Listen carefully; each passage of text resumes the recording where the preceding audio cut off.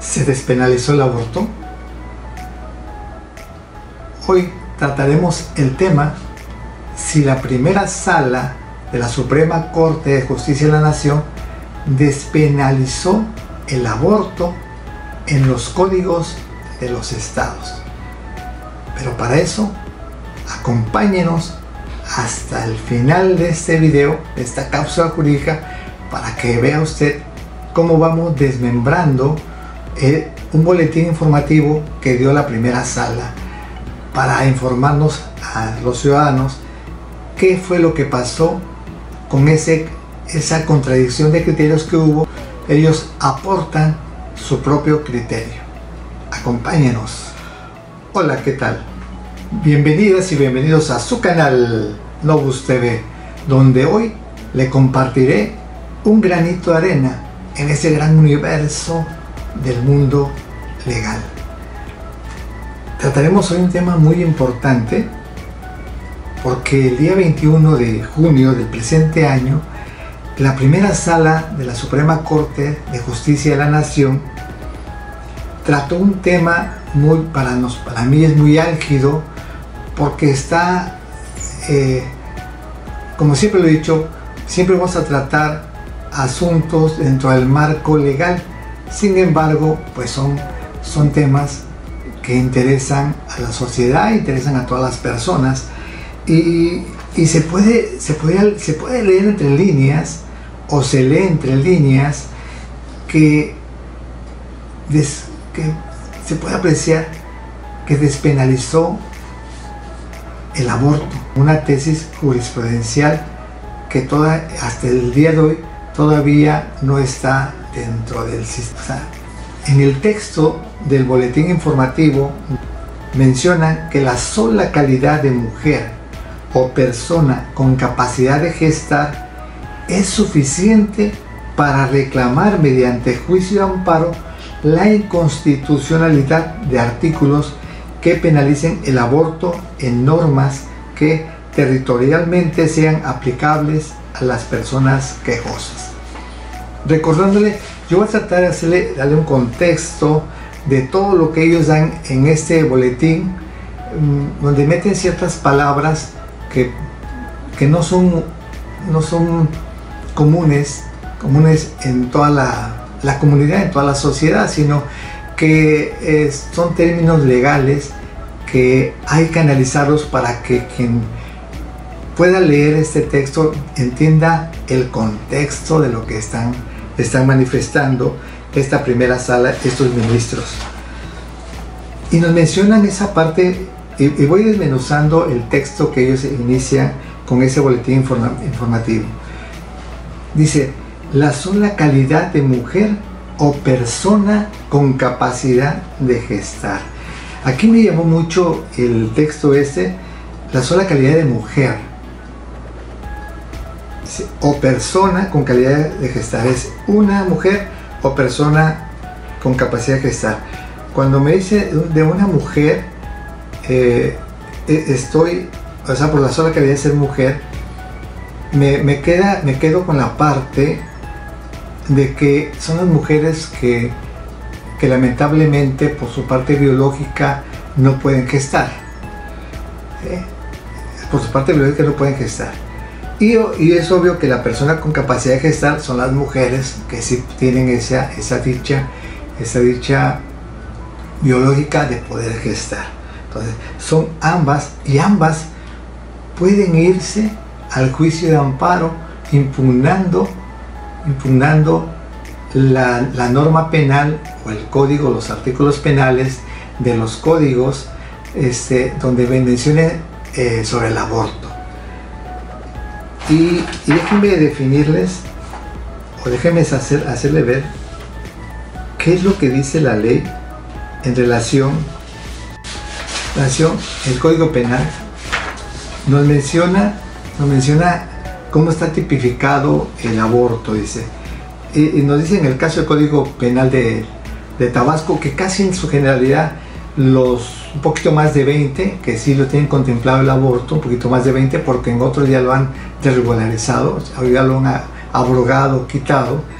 En el caso de los un poquito más de 20 estados, viene casi similares, ¿no?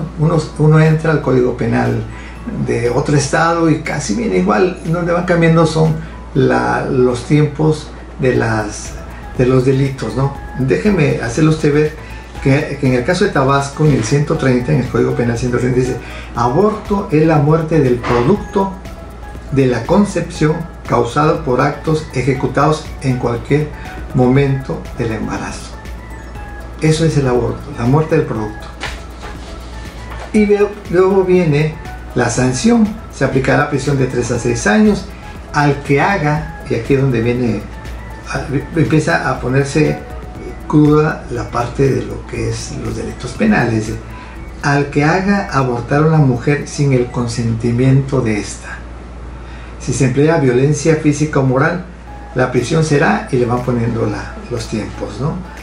Es decir, cuando una mujer está embarazada por violencia, por X o Y, alguien provoca su aborto. Entonces, ahí el culpable viene siendo quien le haya provocado ese aborto.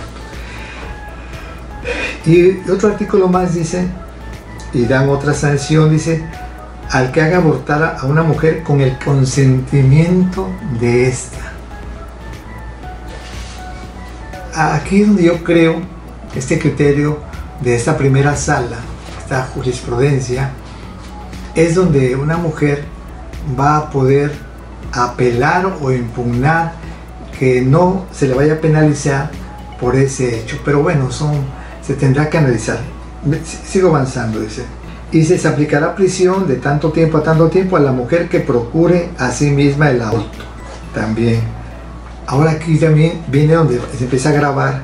Si el aborto lo causara un médico, cirujano, comadrona o partero, se le aplicará, además de las penas que correspondan, la suspensión de su ejercicio de su profesión en un tiempo determinado. Y viene el último artículo, bueno, uno de los últimos artículos dice: el delito de aborto solamente se sancionará cuando se haya cometido. Y no es castigable el aborto cuando el embarazo sea resultado de una violación o de una inseminación indebida, y también cuando, de no practicarse el aborto, la mujer embarazada corra peligro de muerte a juicio del médico que la asista. Entonces viene todo el contexto en los códigos penales de cuándo se va a aplicar el delito penal de aborto y cuáles son sus excepciones. Siguiendo con el tema que a mí sí me preocupa, y me preocupa porque veo que no le están dando mucha importancia al tema del aborto, en el contexto de que quiero pensar de que una mujer decida ya no prolongar ese embarazo, ¿no?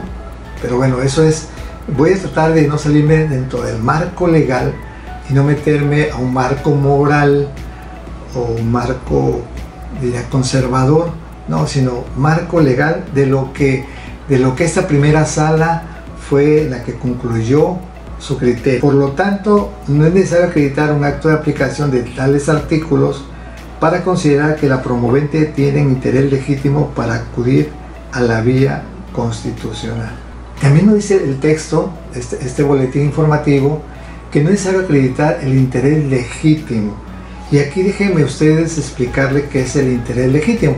Hay dos tipos de intereses que ocupan los tribunales para saber si puedes acudir al amparo y cuál sería los porqués. Ese interés simple, interés legítimo. El interés simple, dice, es el interés que tiene todo el gobernado en que las autoridades cumplan con la normatividad, pero sin que de ello derive para aquel ni un beneficio ni un perjuicio. Es decir, podrían acudir a un juicio de amparo con un simple interés simple, o sea, yo estoy viendo cosas que no me atañen, pero sí me preocupan, y voy y me presento por ese interés simple de un suceso, pero no me va a beneficiar si el juez de amparo me protege. ¿Por qué no me va a proteger? Va a proteger de lo que yo en eso me estoy quejando.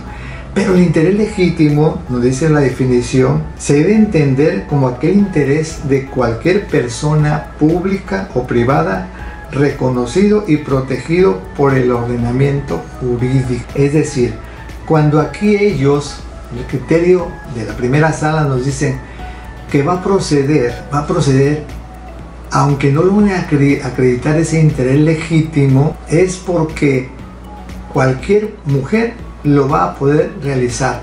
Y este tema lo voy a dejar un poquito más hacia el final de esta cápsula, porque les voy a comentar el por qué yo considero que ahí están violentando el esquema legal de lo que es el interés legítimo.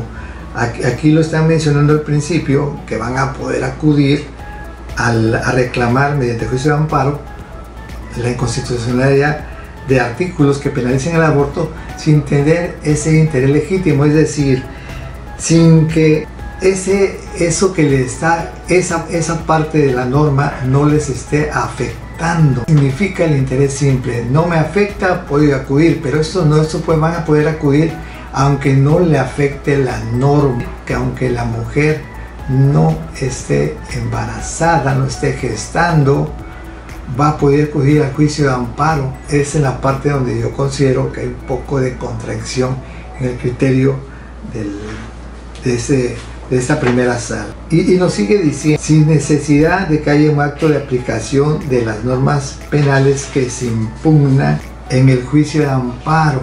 Y nos dan la referencia, nos la van fundamentando diciendo que en el artículo 107, fracción 1 de la Constitución Política del país y 5, fracción 1 de la Ley de Amparo. El artículo 107, la fracción 1 de la Constitución Política nos dice: el juicio de amparo se seguirá siempre a instancia de parte agravada, teniendo tal carácter quien aduce ser titular de un derecho o de un interés legítimo, individual o colectivo, siempre que se alegue que el acto reclamado viola los derechos reconocidos por esta Constitución y con ello se afecte su esfera jurídica, ya que de manera directa o en virtud de su especial situación frente al orden jurídico. Es aquí donde me llama la atención que si una persona, una mujer, en el código no está afectada, no está afectada porque no está embarazada. Si no está afectada, no está embarazada, ¿cómo va a tener un interés legítimo a acudir a solicitar ante un juez de distrito un amparo? Si aquí mismo me lo acota el 107 de la Constitución Política de los Estados Unidos Mexicanos, y también que ellos hacen referencia al artículo 5, fracción 1 de la Ley de Amparo, que nos dice similar: el quejoso, teniendo el tal carácter quien aduce ser titular de un derecho subjetivo o de interés legítimo. Dice, siempre que alegue que la norma, como un código, acto u omisión reclamado violan los derechos previstos en el artículo 1 de la presente ley, de la Ley de Amparo. El artículo 1 de la Ley de Amparo nos dice: el juicio de amparo tiene por objeto resolver toda controversia que se suscite, fracción 1, por normas generales, actos o omisiones de la autoridad que violen los derechos humanos reconocidos y las garantías otorgadas para su protección por la Constitución Política de los Estados Unidos Mexicanos. Y eso también nos remite al artículo 1. Pero voy a esto: ¿cómo puede, o cómo la primera sala está diciendo en este criterio jurisprudencial que cualquier mujer o persona gestando, cualquier mujer va a poder acudir al juicio de amparo si dentro del Código Penal no le está afectando? Pero déjenme seguirle porque más adelante sigo comentando sobre eso. Lo van fundamentando, la primera sala va fundamentando su criterio del por qué sí pueden, por qué sí tienen ese interés legítimo, porque dicen en otro de sus párrafos, dice: en su fallo la primera sala consideró que las normas que penalizan el aborto inciden en un significado cultural y social de los derechos de las mujeres y personas con capacidad de gestar. Y sigue diciendo, contribuyendo a construir un imaginario social adverso para el ejercicio de sus derechos humanos, pues fomenta la creencia sobre la incorrección ética del aborto y otras opciones reproductivas. Y aquí cuando me menciona opciones reproductivas, yo trato de pensar que se está refiriendo a los vientres subrogados o de gestación, que entonces aquí le podría ir dando más contexto a la parte de la legitimidad, el interés legítimo. Pero vean cómo van tejiendo para decir el por qué este criterio jurisprudencial. Lo van tejiendo diciendo, inciden en el significado cultural y social de los derechos de las mujeres y personas con capacidad de gestión. Sigue la lectura de este párrafo, dice, aumentan el estigma para quienes acuden a estos servicios de atención médica desde nociones y concepciones estereotípicas y discriminatorias, y generan un temor en los profesionales de la salud, aun cuando las legislaciones penales no criminalicen ciertos abortos, lo que puede provocar la desigualdad en la provisión de los servicios de salud. Aquí están haciendo hincapié que el profesional, en el caso de los médicos o quienes se dedican a esa área, pues como lo decía, ¿no?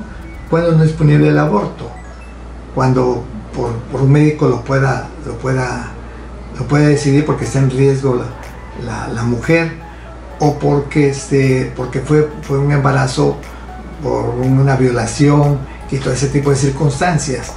Ahí sí lo están protegiendo.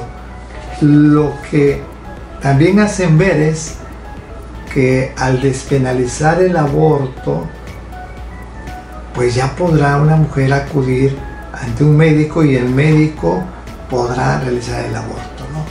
Eso es en ese contexto considero que va este criterio. Y también nos van diciendo ellos, comprometer o limitar el acceso de las mujeres. En este sentido, la Sala deliberó que las normas que penalicen el aborto potencialmente pueden comprometer o limitar el acceso de las mujeres y personas con capacidad de gestar a una debida protección de sus derechos humanos, a la autonomía reproductiva, a la vida, a la no discriminación, la salud y la integridad personal.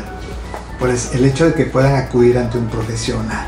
En este sentido, la Sala deliberó que las normas que penalizan el aborto potencialmente pueden comprometer o limitar el acceso a las mujeres y personas con capacidad de gestar a una debida protección de sus derechos humanos, a la autonomía reproductiva, a la vida, a la no discriminación, la salud y la integridad personal, sin que sea exigible un acto de aplicación, pues la penalización del aborto les impacta colateralmente en un grado suficiente para afirmar que se genera en su contra una afectación relevante, cualificada, actual y real, en tanto que contiene disposiciones que les vinculan a su cumplimiento desde el inicio de su vigencia. Así, dichas normas se pueden impugnar como autoaplicativas.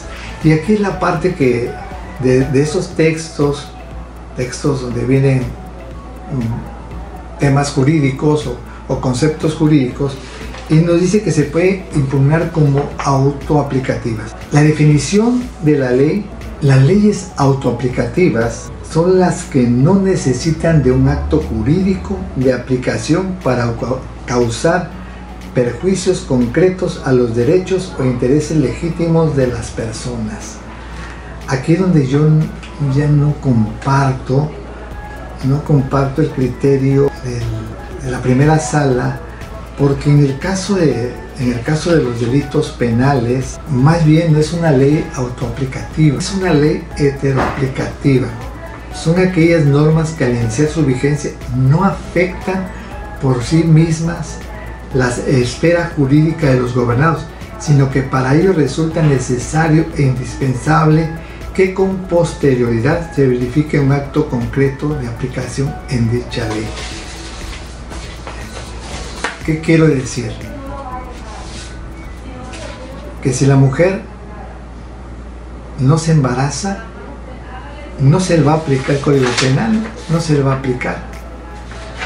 Es como tratar de irse al amparo por el delito de robo.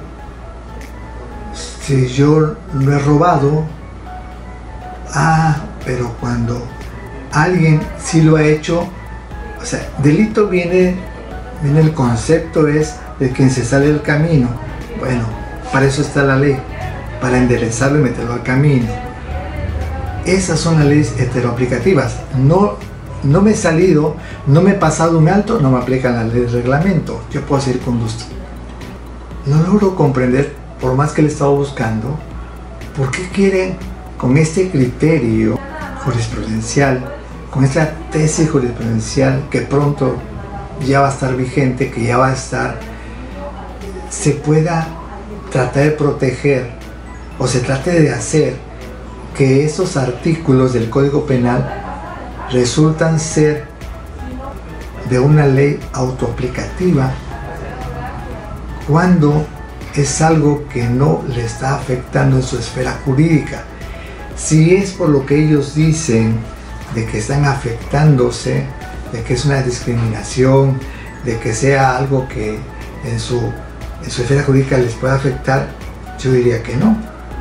Una mujer que no está buscando el aborto no tendría por qué acudir a un amparo antes o dentro de, y sigue diciendo este alto tribunal, dice, sostuvo que si bien es cierto que las normas que penalizan el aborto afectan directamente a las personas gestantes, lo cierto es que existe un mensaje discriminatorio para quienes cuentan con la capacidad de gestar y no tienen un embarazo en curso que impacte en su derecho a elegir su plan de vida y en sus derechos sexuales y reproductivos, de forma tal que, sin que sea necesario requerir que la persona se encuentre embarazada y que además no tenga la voluntad de continuar con el embarazo, le asiste el derecho a cuestionar por la vía constitucional la forma en la que el legislador decidió criminalizar la conducta de la mujer para proteger el derecho a la vida del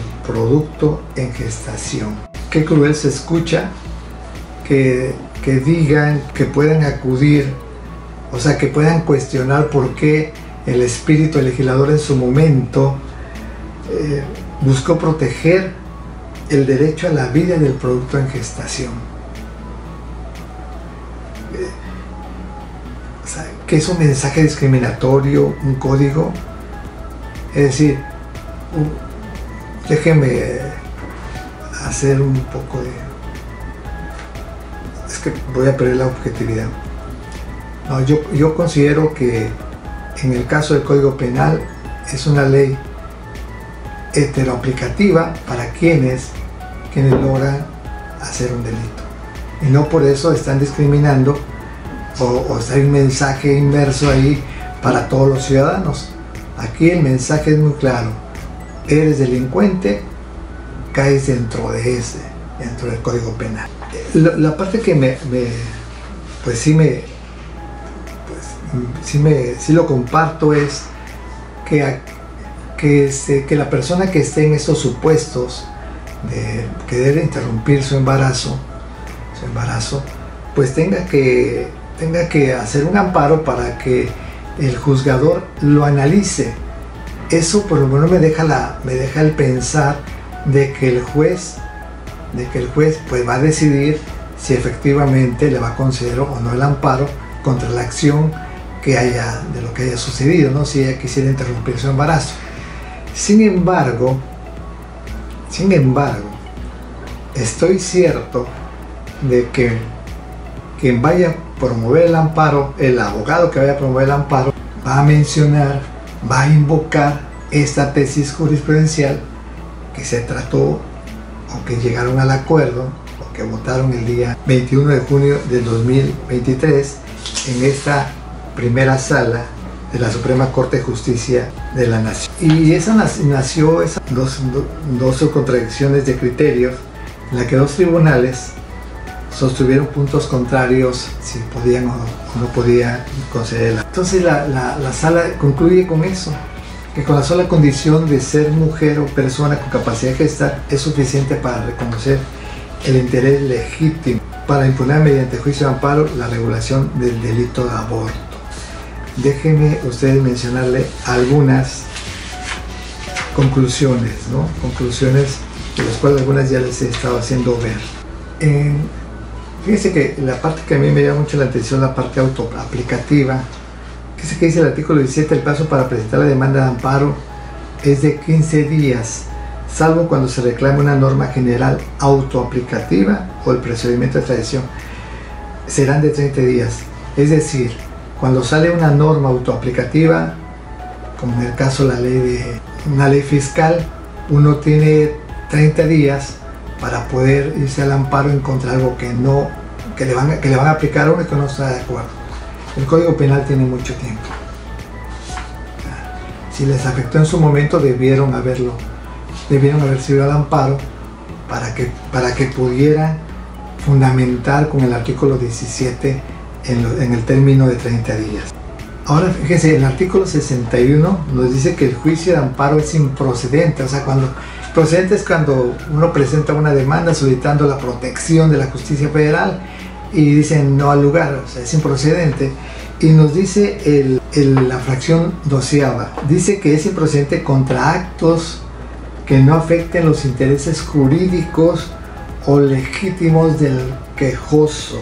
Y eso nos remite también a la fracción 1 del artículo 5 de la presente ley, que ya hace rato lo mencioné, y contra normas generales. Pero fíjense, contra actos que no afecten los intereses jurídicos o legítimos. Con esa tesis jurisprudencial, pues entonces pues ya va a ser procedente, ¿no?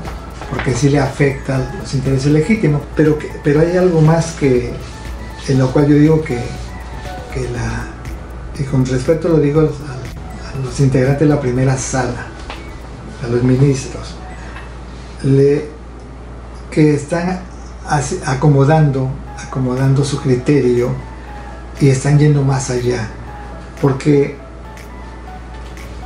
si bien es cierto el artículo primero del juicio de amparo dice que el juicio de amparo tiene por objeto resolver toda controversia que suscite por normas generales, actos u omisión de autoridad que violen los derechos humanos reconocidos y las garantías otorgadas para su protección por la Constitución Política de los Estados Unidos Mexicanos. ¿En qué parte está violentando aquí los derechos humanos de la... Voy a separar dos. De una mujer que no está gestando. ¿En qué momento se le está violentando su derecho? Yo creo que en nada. ¿En qué momento se le está discriminando? En nada. No te metes a esto, no estás dentro de ello. Creo que ahí fueron más. No están violentando sus derechos. No. Es como decir que al ladrón, al homicida, al violador, se le está discriminando sus derechos humanos. No. Y algo más, dice el artículo 5, y leo esta parte, ¿no? Siempre que la ley, el artículo 1 dice: el quejoso tiene tal carácter que induce ser titular de un derecho subjetivo o de un interés legítimo, individual o colectivo, siempre que alegue que la norma, acto u omisión reclamados violan los derechos previstos en el artículo 1 de la presente ley. Acá hace rato le comentaba que por normas generales, actos, omisiones de autoridad que violan los derechos humanos. Fíjese que hay un criterio de la Suprema Corte sobre actos futuros e inciertos. Dice, de acuerdo con la jurisprudencia, es el registro digital 249048. Dice, de acuerdo con la jurisprudencia definida de la H Suprema Corte de Justicia de la Nación, no procede conceder el amparo cuando se reclaman actos futuros e inciertos. Entonces, ¿cómo? Fíjese en la parte como la están manejando. Nos dice que ahí es discriminatorio y que están violentando los derechos humanos de las mujeres por discriminarla, señalarla, va contrario a ello y a las decisiones que pudiera tomar una mujer. Pero también entendamos algo: si una mujer en su vida no va a provocarse un aborto o no, entonces no se le podrá conceder el amparo, no debería conceder el amparo, porque son actos futuros e incierto, no sabemos si van a estar embarazadas o no, y si están embarazadas o no, no sabemos si van a abortar o no. Yo creo, ya la parte de ir concluyendo, que este criterio va a abrir la puerta, o está abriendo la puerta, para que todas las mujeres, todas, puedan invocar, impugnar, ahora sí, los artículos de los códigos, del Código Penal en relación al aborto, y van a provocar un caos. Si ahorita las mujeres, aunque yo asumo que no todas deben estar de acuerdo con esta, pero eso ya es moral, pero la parte legal es que todas las mujeres lo van a poder hacer, estén o no estén embarazadas. Y creo que también le abre más la puerta a la parte del vientre subrogado, también le abre la puerta a eso. Sin embargo, yo considero que si quiere derogar o abrogar los artículos del Código Penal que hablen o que mencionen o que recen sobre el aborto, lo que deberían de hacer es presentar ya sea una iniciativa ciudadana ante el Congreso o presentarle a los diputados que busquen abrogar o derogar estos artículos. Si no, se va a formar un caos. Si todas las mujeres creen que porque están siendo violentadas por el hecho que le pongan lo del aborto ahí, se va a volver ante ello me permito y me salgo un poco del marco legal a la parte de meterme a un marco moral, que no quiero meterme, pero es un comentario, es un extra ahí. Aquí mencionan sobre el producto, ¿no? Es decir, en la gestación se menciona el producto. Aborto es la muerte del producto de la concepción causada por actos ejecutados en cualquier momento del embarazo. La muerte del producto. De eso hay mucha controversia a nivel.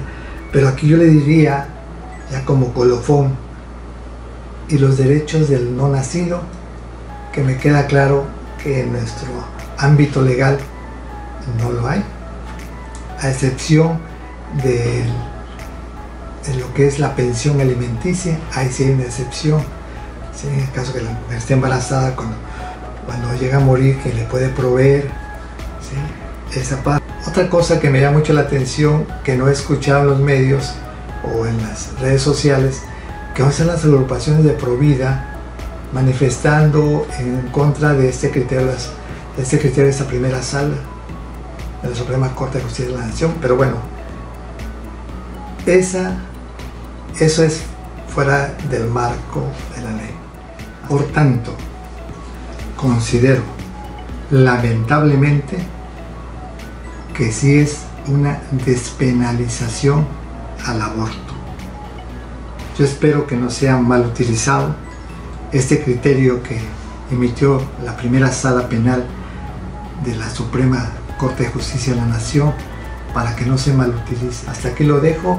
No olviden suscribirse, si pueden darle like, y los veo en la próxima cápsula jurídica. Y antes de que yo termine, debe terminar siempre preguntándole lo que le pregunta con esa caricatura de Pinky y Cerebro.